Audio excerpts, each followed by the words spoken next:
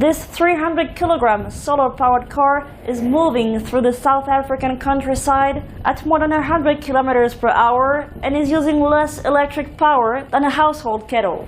The young engineers who built this car, students at the University of Johannesburg, drive it in the Solar Challenge, a national racing competition for cars that use alternative energy. Keegan Smith, the university's former project manager, says the aim is to make these future engineers aware of green energies through a real-world example. With what we're doing at the moment in fossil fuels, if we continue like this, there's not going to be a future. And if we do what's kind of alternative energy, the cars are one application. But the nice thing with the cars is that it's a mindset change. If you can start installing this mindset into students now, okay, it's going to change the mindset of people in general. Okay, how do you use your lights? How do you use your electricity? Smith was one of the 6 undergraduate students who decided to take an end-of-the-year paper design assignment a step further. The group built their own design, a hybrid alternative energy-powered car in 2010. Since then, more cars have been built using both hydrogen and solar power. Warren Lauter, a former student, is the university's solar car project manager. While he does not expect solar cars to become mainstream, Lauter says they do offer an important tool to develop sustainable technologies. Well, for us, it's a research thing. I mean, I always take the example of Formula One. You'll never see those cars on the road.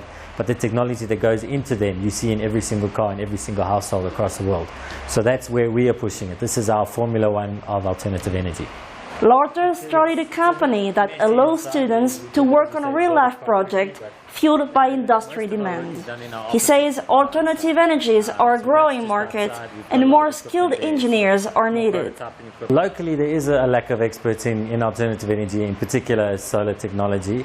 We seem to be importing it all at this stage, which is not ideal. I mean, we should have the experts locally. So a project like this really pushes that. We have guys working with the solar panels, working on different aspects of the project. So instead of importing the guys and flying them in to work on these, we use the local guys. So they know just as much and can, if not do better than the international guys. Keegan Smith agrees. I've got guys working on huge systems on the telecom side because that's what they did on the cars.